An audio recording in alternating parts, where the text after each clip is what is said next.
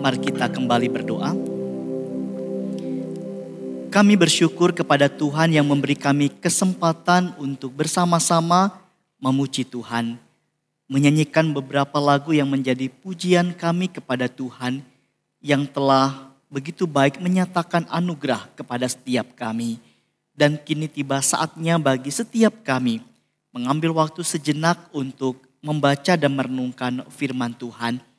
Kami sadar diri kami sebagai manusia begitu lemah dan terbatas. Dan setiap kali kami hendak membaca dan merenungkan firman-Mu, kami perlu berdoa kepada Tuhan. Kami perlu berdoa supaya masing-masing kami bisa menjadi pendengar dan pelaku firman. Mari Tuhan tolong setiap kami yang menyampaikan, yang mendengarkan, supaya Allah Roh Kudus yang boleh menaungi setiap kami. Dan masing-masing kami boleh terus bertumbuh menjadi murid Kristus yang semakin lama semakin serupa dengan Engkau. Terima kasih ya Bapa, kami serahkan waktu di depan kami sepenuhnya ke dalam tangan cinta kasih dan anugerah Tuhan. Demi Kristus Yesus anak-Mu yang tunggal kami naikkan doa ini. Amin. Shalom Bapak Ibu yang dikasihi oleh Tuhan. Kita sungguh mengucap syukur bisa memasuki bulan yang baru yaitu Februari. Dan tema kita adalah pengenalan diri yang benar. Dalam persiapan saya mengambil subtema yaitu suatu proses pengenalan diri yang benar itu dimulai dari pengenalan Allah yang benar. Jadi memang temanya pengenalan diri yang benar, tapi kemudian saya mencoba untuk menambahkan bagaimana suatu proses pengenalan diri yang benar itu dimulai dari pengenalan Tuhan yang benar. Dan teks Alkitab yang akan kita renungkan pada pagi menjelang siang hari ini dari Yeremia 9 ayat 23 sampai 24. Yeremia seorang tokoh yang tahu siapa Tuhan dan tahu siapa dirinya. Dia tahu Allah yang benar, dia kenal Allah yang benar dan membuat dia kemudian tahu diri dan juga kenal diri dengan benar pula. Yeremia 9 ayat 22 sampai 23, Lembaga Alkitab Indonesia memberikan judul, Mengenal Allah adalah Kebahagiaan Manusia. Beginilah firman Tuhan, janganlah orang bijaksana bermegah karena kebijaksanaannya. Janganlah orang kuat bermegah karena kekuatannya. Janganlah orang kaya bermegah karena kekayaannya. Tetapi siapa yang mau bermegah, baiklah bermegah karena yang berikut. Bahwa ia memahami dan mengenal aku. Bahwa akulah Tuhan yang menunjukkan kasih setia, keadilan dan kebenaran di bumi. Sungguh, semuanya itu kusukai. Demikianlah firman Tuhan. Bapak Ibu saudara yang dikasihi oleh Tuhan, judul dalam perikop ini adalah mengenal Tuhan sebagai sebuah kebahagiaan bagi manusia. Saya yakin setiap orang tanpa terkecuali itu mengharapkan untuk memiliki kebahagiaan. Setiap orang pasti ingin bahagia, tidak ada orang yang tidak mau bahagia. Kalau ditanya kepada setiap kita, apa kebahagiaan? Pasti akan banyak muncul beragam.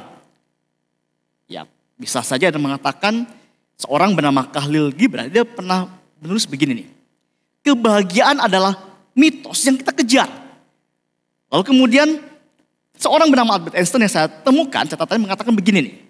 Kebahagiaan itu kursi, meja, semangkuk buah dan biola. Ini Einstein yang ngomong gini, kursi, meja, semangkuk buah dan biola. Saya lagi mikir, gimana bahagianya? Di mana bahagianya? Saya lalu menafsirkan, bisa jadi salah. Bisa jadi Einstein senang kalau dia duduk di kursi, main biola, kemudian di depannya ada meja berisi buah. Jadi bisa main biola sambil makan gitu. Mungkin itu kebahagiaan buat dia. Tapi menarik bagaimana ketika mencoba mencari tahu dalam Kamus Besar Bahasa Indonesia, bahagia itu didefinisikan sebagai keadaan atau perasaan senang dan tentram. Ya, bebas dari segala yang menyusahkan. Ya, secara sederhana dapat dikatakan bahwa kebahagiaan itu kesenangan dan ketentraman hidup. Itu kata Kamus Besar Bahasa Indonesia. Ya, seorang pria yang sudah menyatakan perasaan pada seorang wanita pasti dia deg-degan. Dia pasti akan bahagia ketika diterima sama pasangannya. Ya, tapi kalau dia ditolak, apa yang terjadi? Dia nggak bahagia, dia patah hati biasanya. Menarik bagaimana ketika mencermati tentang pengenalan diri ini. Bagaimana itu biasanya membuat orang itu mencoba mencari tahu apa yang bisa menyenangkan dirinya. Bapak Saudara, ketika memikirkan tentang tema ini membuat saya mencoba mencermati bagaimana manusia itu pasti ingin bahagia.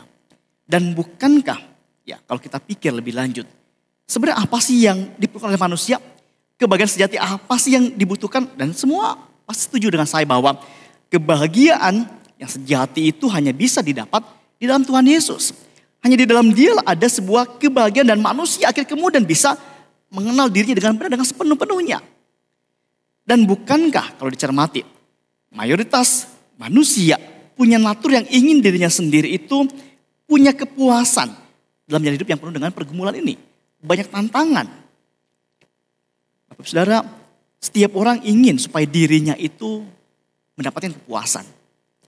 Seorang pengusaha, apa yang menjadi kepuasan seorang pengusaha? Saya yakin seorang pengusaha itu akan menjadi puas kalau dia bisa mendapatkan keuntungan dari hasil usahanya. Apakah ada pengusaha yang kemudian senang gitu, berbahagia, oh aku rugi loh tahun ini, bulan ini. Nggak ada. Seorang karyawan pun akan mendapatkan kepuasan ketika dia bisa mendapatkan bonus dari hasil kerja kerasnya. Seorang pelajar atau mahasiswa, dia akan merasa puas kalau dia mendapatkan nilai yang baik atau mungkin dia lulus atau dia wisuda. Apa yang membuat kita puas? Orang yang tidak mengenal diri dengan benar biasa mencari kepuasan dari berbagai hal di luar Tuhan.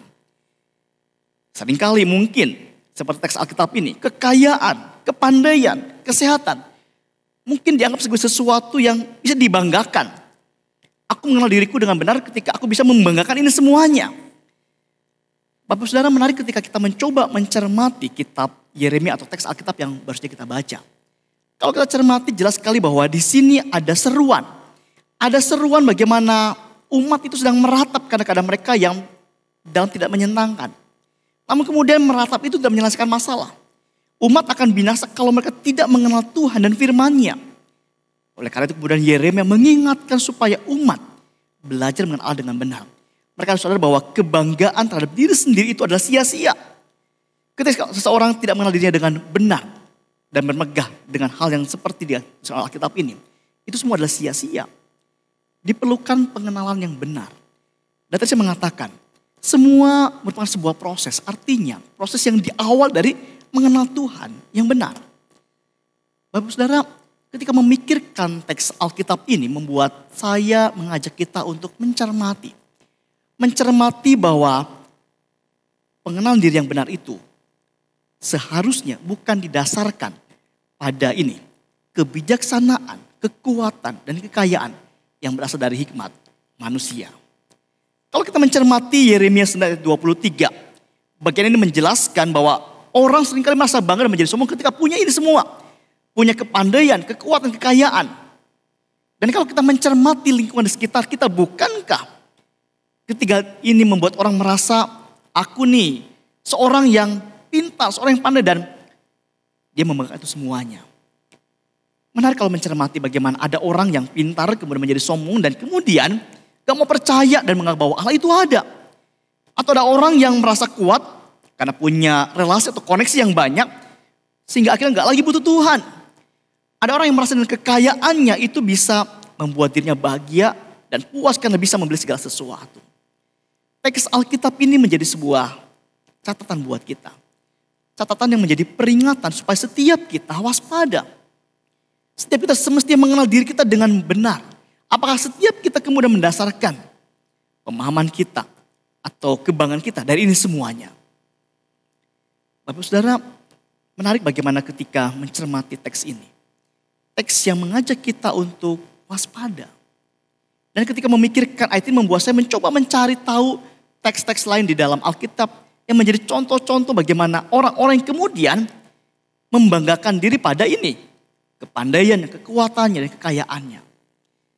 Bapak Saudara, kalau kita mencermati misalnya dalam Yesaya 47 ayat ke-10.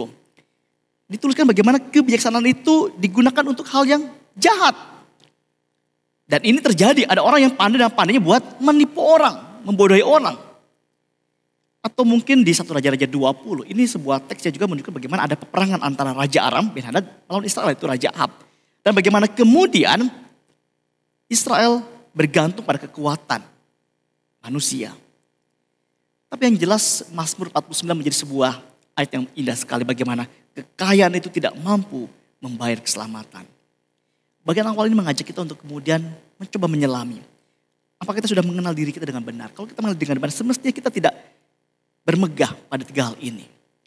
Bapak Saudara, Tuhan mau setiap kita semakin sadar untuk terus bersandar kepada Tuhan. Lagu pujian tadi diingatkan supaya kita bersandar pada Tuhan, pada lengan yang kekal, pada tangan Tuhan yang terus menuntun diri kita, yang tidak pernah meninggalkan setiap kita. Bapak Saudara, pujian hari ini banyak lagu-lagu yang menjadi sebuah gambaran bagaimana dalam hidup kita ini ada Tuhan yang memegang tangan kita.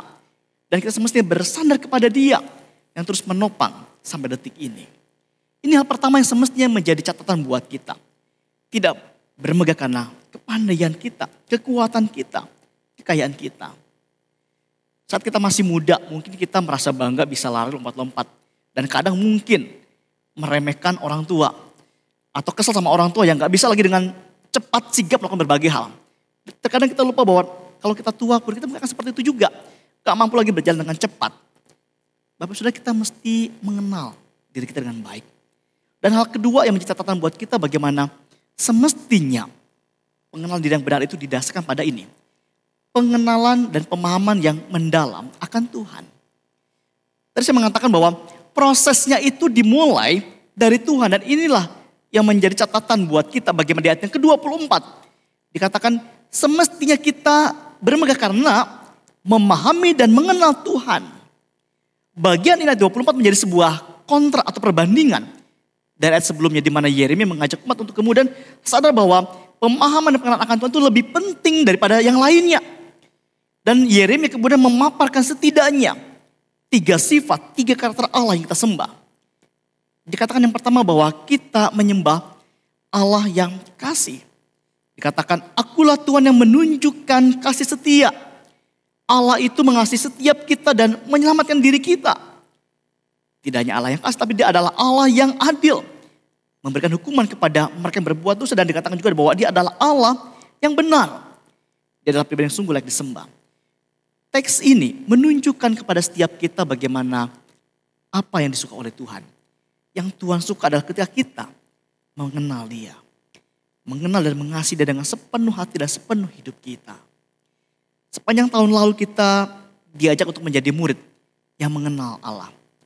Tahun ini kita diajak untuk menjadi murid yang mengasihi Tuhan. Mengasihi dengan menunjukkan kasih nyata kepada Tuhan kita. Menarik bagaimana ketika mencoba memahami tentang siapa Allah ini. Kalau kita mencermati bagaimana Mika 7 ayat ke-18 memaparkan bagaimana kita punya Allah yang mengampun dosa juga pelanggaran dan Dia begitu penuh dengan kasih setia. Bahkan Mazmur 36 ayat 8 pun mengatakan betapa berharganya kasih setia Tuhan. Tapi tulisan Paulus menarik dari Galatia 6. Kalau kita mau bermegah, kita bermegah dalam salib Tuhan. Galatia 6 merupakan sebuah catatan yang baik. Yang mengajak kita untuk kemudian bermegah dalam salib Tuhan. Bermegah ketika mengingat bagaimana Tuhan sudah menebus diri kita. Menyelamatkan diri kita. Ketika memikirkan bahwa kita semestinya mengenal Tuhan yang benar ini. Menjadi sebuah refleksi apakah setiap kita sudah berusaha untuk memahami dan mengenal Dia. Apakah ada hati yang mau terus belajar dan berusaha untuk hidup serupa dengan Dia. Alkitab ditulis menjadi pedoman. Supaya setiap kita hidup semakin serupa dengan Dia. Sehingga setiap kita bisa mengenal diri dengan benar. Bapak Saudara, tadi saya mengatakan terus berulang-ulang. Mengenal diri yang benar itu dimulai dari pengenalan akan Tuhan yang benar. Dan yang pertama, Allah itu menciptakan kita. Allah menciptakan kita dengan begitu istimewa. Sesuai dengan gambar dan rupanya. Kita itu ditulis bahkan oleh kata-kata dikatakan sungguh amat baik. Yeremia menjelaskan itu bagaimana dalam bagian awal. Dia itu orang yang gak pandai, gak bisa bicara. Tapi kemudian Tuhan membentuk dia, Tuhan memakai dia. Bahkan menjadi sebuah gambaran bagaimana Tuhan itu membentuk kita bagikan bejana tanah liat. Yang terus diproses supaya semakin lama semakin indah. Dan kita perlu bersyukur punya Allah yang begitu baiknya. Allah yang begitu baik yang menciptakan kita masing-masing dengan begitu istimewa. Tapi Allah itu adalah Allah yang juga begitu suci, Allah yang begitu kudus. Saya kemarin menunjukkan gambar yang agak menyeramkan ya. Ini sebuah gambarnya bagaimana Allah itu begitu suci dan kudus dan manusia itu dalam dosa, itu membuat Allah itu murka. Allah murka ketika manusia itu jatuh ke dalam dosa. Bapak Ibu Saudara, dalam permata kemarin ya di rumah satu jemaat, saya mengatakan bahwa dunia ini makin lama gak makin baik. Dunia ini makin lama makin penuh dengan dosa dan kejahatan. Dan kemudian ada panggilan seruan supaya setiap kita itu bisa menunjukkan hidup yang berbeda, hidup yang suci dan kudus di hadapan Tuhan. Tuhan murka ketika manusia tidak hidup seperti apa yang dia inginkan. Tapi menarik bagaimana Allah yang kita sembah adalah Allah yang kasih dan adil.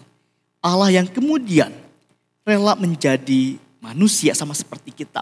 Yang kemudian disalib demi setiap kita. Bapak Saudara, Allah mencipta kita ketika kita jatuh dalam dosa. Tuhan murka, tapi kemudian Tuhan masih menunjukkan anugerahnya. Menyelamatkan kita, menebus kita, mengutus Kristus. Hari ini sudah tanggal 2 Februari. Bulan depan, 1 Maret itu sudah masa Prapaskah yang pertama. Rekan yang suka bikin di Instagram gambar-gambar atau untuk mempersiapkan hati kita tema-temanya, sudah mulai mikir, waduh ini cepet banget ya, udah 1 Februari kemarin. Bulan depan sudah persiapan cari gambar buat promosi tema khotbah. Bapak Saudara, Tuhan sudah mati buat setiap kita. Di bulan depan kita sudah dibawa untuk kembali menyiapkan hati kita.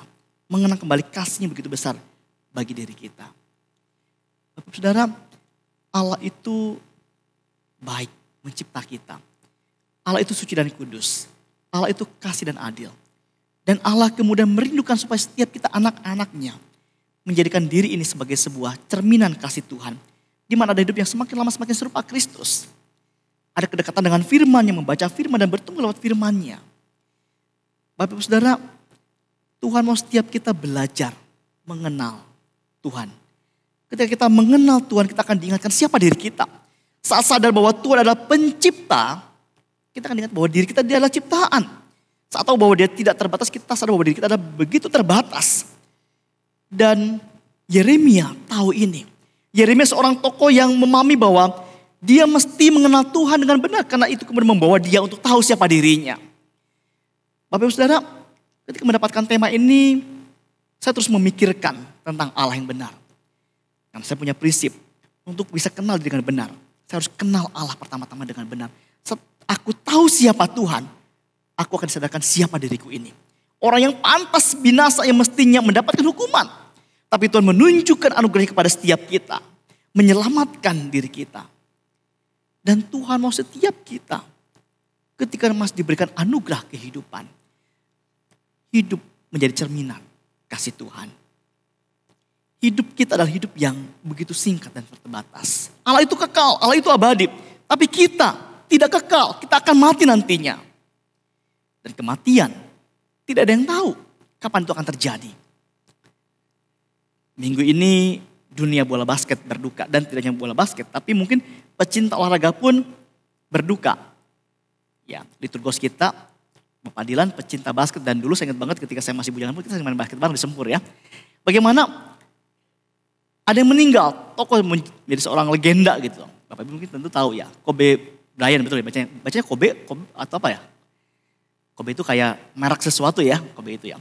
Bapak Saudara, dan itu menimbulkan rasa duka banyak orang. Bahkan surat kabar pun menuliskan berita cukup banyak juga tentang Kobe Bryant ini. Dan menarik bagaimana ketika membaca kisah-kisah di seputar peristiwa ini, ya istrinya itu begitu rindu untuk kembali berjumpa. Ya, saya membaca bagaimana istrinya sempat memposting gambar mereka berenam. Jadi saya lupa nama istrinya siapa ya? Alania atau apa ya? Vanessa apa gitu. Jadi 4 anak perempuan dengan Brian dan juga istrinya itu ada fotonya. Dan itu istrinya mengatakan bagaimana begitu dia rindu untuk ya bersama-sama kembali dengan suami yang tercinta. Bapak Saudara, dia menilai bahwa suaminya adalah seorang yang begitu mengasihi keluarganya. Dan dia begitu merindukan. Bapak Saudara, ketika memikirkan hal ini membuat saya belajar untuk apakah saya pun punya kerinduan yang sama kepada Tuhan. Ya, saya belum pernah melihat Tuhan muka dengan muka. Tapi apakah saya punya hati yang begitu rindu untuk bertemu dengan dia? Bapak saudara, hidup kita adalah hidup yang singkat dan semestinya digunakan untuk terus belajar mengenal Tuhan dengan benar. Karena ini membawa kita untuk mengenal diri kita dengan benar pula. Apakah setiap kita rindu untuk tinggal dalam dekapan kasih Tuhan? Tinggal bersama-sama dengan Dia yang menunjukkan anugerahnya kepada setiap kita. Minggu ini minggu yang saya yakin tidak mudah bagi ayah saya. Ayah saya baru kehilangan adiknya. Ya, saya ingat bagaimana beberapa hari, saya lupa deh, Kamis atau Jumat. Jadi sepanjang minggu lalu, ya jadi di grup keluarga, dari keluarga pihak papa, itu ada kabar. Orang tua saya nggak ikut grup WA, jadi saya ikut sama adik saya. Kemudian dapat kabar, oh si adiknya papa, si om sakit. Sakit ada di kota Madiun. Saya kasih tahu ke orang tua atur waktu dari Bandung. Karena nggak tahu tempatnya dari Bandung, dia ke Solo dulu. Di Solo itu ada adiknya yang lain, dari kota Solo baru kemudian diantar ke Madiun. Sebenarnya lebih tepat Magetan, itu perbatasan Kabupaten Magetan sama Madiun. Nah kemudian pergi sana, nah kemudian mau pulang. Saya lupa harinya Kamis atau Jumat. Mau pulang, kemudian saya dapat kabar di grup keluarga. Si om meninggal, saya langsung telepon. Nah orang tua saya kaget. Udah beli tiket untuk pulang, naik bis malam dari kota Solo ke Bandung. Langsung ditunda, ganti langsung segera bergegas kemarin cepat-cepat ke sana. Ya, saya sudah lama tidak bertemu dengan adik papa saya ini. Saya ingat bagaimana terakhir waktu itu sempat tinggal di Sentul bersama dengan adik papa saya yang lainnya, ada yang ada di Sentul. Sempat besukin ketika sakit, sempat doakan. Dia tahu ponakannya ini pendeta. Saya sempat injili juga. Kemudian sempat ketika adik papa saya ini dirawat, ikut sama adik papa saya yang lain yang di Jakarta. Sempat saya antarin orang tua saya, kalau itu pas libur, saya antarin orang tua saya dari Bandung ke Bogor, terus kita ke Jakarta. Besukin juga dan kita mendoakannya juga gitu. Ya, memang saya sedih dalam hati gini. Saya nggak tahu mungkin dia meninggal tidak dalam Tuhan. Tapi satu hal, ya saya setidaknya bersyukur pernah menyampaikan kasih Tuhan itu kepada dia. Bapak saudara, hidup itu begitu singkat. Ya, adik papa saya ini usianya belum nyampe 50 kalau nggak salah. Ya jadi adik papa saya yang paling kecil aja umurnya nggak beda jauh sama saya, mungkin beda 5 tahun. Dia lebih tua 5 tahun kalau nggak adik papa yang paling kecil. Tapi saya belajar bagaimana mengingat hidup itu singkat dan hidup yang singkat itu semestinya dipakai buat mengenal Tuhan. Mengenal Tuhan dengan benar. Dan Yeremia memberikan contoh yang indah bagaimana kita semestinya tahu apa yang Tuhan mau. Ayat 24 tadi tegas mengatakan, sebaiknya kita berbagai karena ini, memahami dan mengenal Tuhan. Dan ini yang disukai oleh Tuhan. Bapak saudara, kalau Tuhan punya Instagram, dia mungkin akan like kalau kita misalnya lagi berdoa. Saya bayangkan seperti itu ya. Saya membayangkan bagaimana kita baca Alkitab kayak gambar dia. Wah mungkin Tuhan ngasih like gitu ke kita gitu. Bapak saudara, Tuhan tuh suka kalau kita punya kedekatan bersama dengan dia. Orang yang mengasihi Tuhan mestinya mau dekat terus dengan orang yang dikasihinya. Seorang yang lagi pacaran misalnya. Pasti dia ketika dia mengasihi pasangannya, dia pasti ingin selalu berada bersama dengannya dan membahagiakannya. Dan kalau kita mengaku kita sebagai murid yang mengasihi Tuhan, semesti kita pun menunjukkan hal yang sama. Menunjukkan kasih yang nyata kepada Tuhan. Bapak Ibu Saudara, biarlah setiap kita yang masih ada sampai detik ini, terus memahami, terus punya hati yang haus, rindu kepada Tuhan. Rindu untuk kemudian senantiasa berada bersama-sama dengan Dia. Biarlah bagian firman Tuhan ini menjadi penolong bagi diri kita. Supaya di sepanjang bulan ini kita belajar menjadi cerminan kasih Tuhan. Dan itu diawali dengan kita yang mau mengenal Tuhan dengan benar. Karena itu membawa kita untuk bisa mengenal diri kita dengan benar pula. Amin.